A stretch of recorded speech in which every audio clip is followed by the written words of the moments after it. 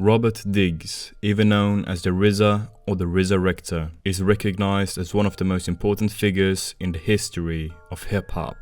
This video will take a deep look into the life of RZA, from growing up in a poor home to becoming the mastermind behind one of the greatest hip-hop groups the industry has ever seen. This is the RZA story.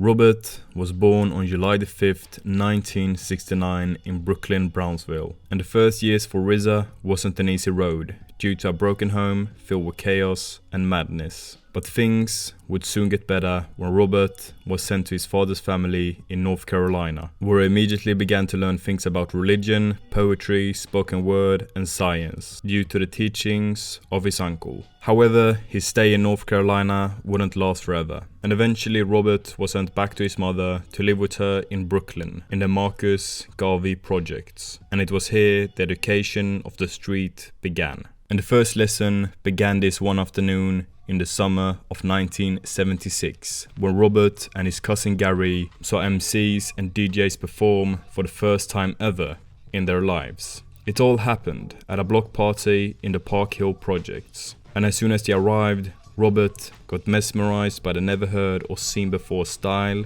and sound. Overnight, Robert became a hip-hop enthusiast. He immediately began to DJ, MC, breakdance and write graffiti. And together with his two cousins, Gary and Russell, later known as GZA and ODB, they began to make tracks, setting them to R&B records RZA took from his mom. And eventually they even started a group named All In Together Crew, releasing a record with the exact same name. During these times, the three of them became very close. But not only did they connect through hip-hop, they also connected through the 5% Nation, an Islamic influence movement, which spread their message through lessons which ODB, GZA and RZA were studying. And due to the movement, they all changed names, and Robert would from now on be known as R.A.E.M. And today, RZA claims if it weren't for the teachings, he wouldn't have achieved anything. And something else that would inspire RZA during his early years was nothing else than kung fu flicks, especially one specific movie named SHAOLIN and the Wu-Tang. To put it simply, the movie is about two schools, and they are turned against each other by jealousy. And this very movie would inspire RZA to create a WuTang Clan of his own. But before we talk about how the clan came about, we have to take a look at how RZA really began his career in music. And it all started in 1989 when he signed to Tommy Boy Records under the name Prince R.A.E.M. However, he only released one EP with the single Oh I Love You R.A.E.M, and it was all on some smooth charming the ladies type stuff. Nonetheless, the album wasn't exactly paying the bills, and R.A.E.M was barely scraping by. During this time, R.A.E.M had somehow managed to get involved in a beef between a girl Ghost was seeing and her man's crew.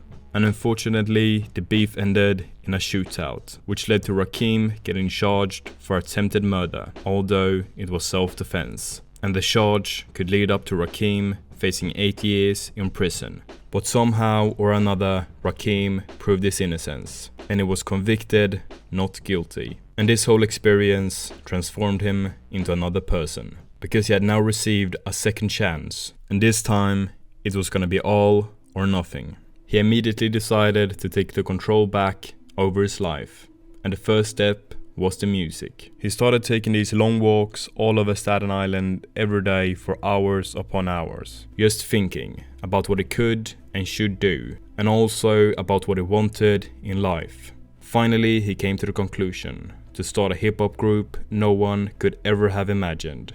In order to set up the group, R.A.E.M decided to recruit the best rappers he knew.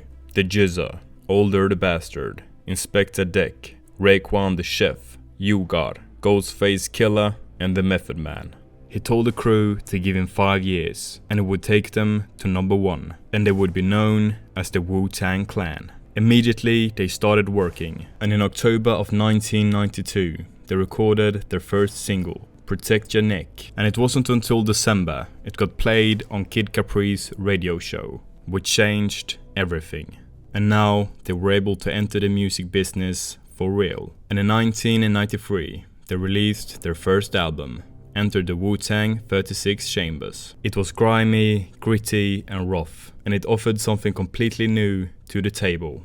And it was mainly produced by R.Z.A.Rector, the mastermind himself. And this was far away from the first time he had produced. For R.Z.A.Rector, producing was like sleeping, and had been doing it for years. He began with a straight arm Technics SL6 turntable, then a Roland 606 drum machine, and by 88 he got his hands on his first sampler. During the time of creating the WuTang Clan, RZA would also become a member of Gravediggers, which consisted of Frahm the Gatekeeper, Poetic the Grim Reaper, Prince Paul the Undertaker, and RZA, the RZArector. And although the group has only released 4 albums and RZA only taken part in 2, they're still considered as one of the pioneers in the hip-hop subgenre of horrorcore, due to their intimidating sound and dark sense of humor.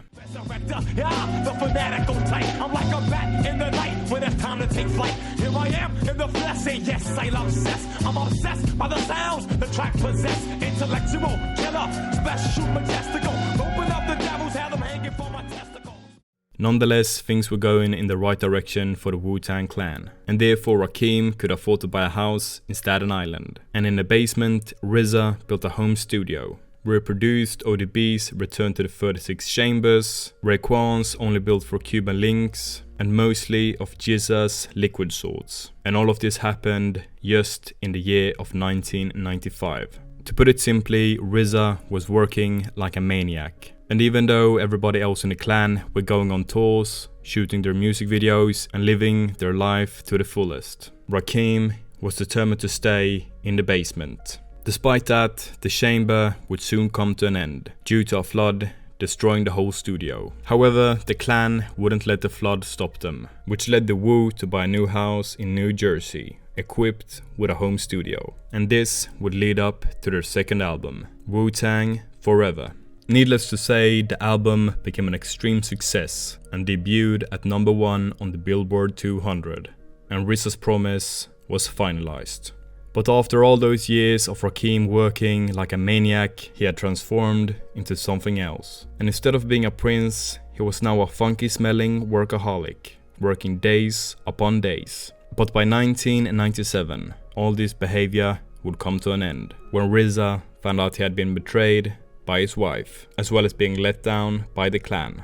RZA was crushed both physically and mentally. And to take back all the years he had missed out on, RZA decided to become someone else.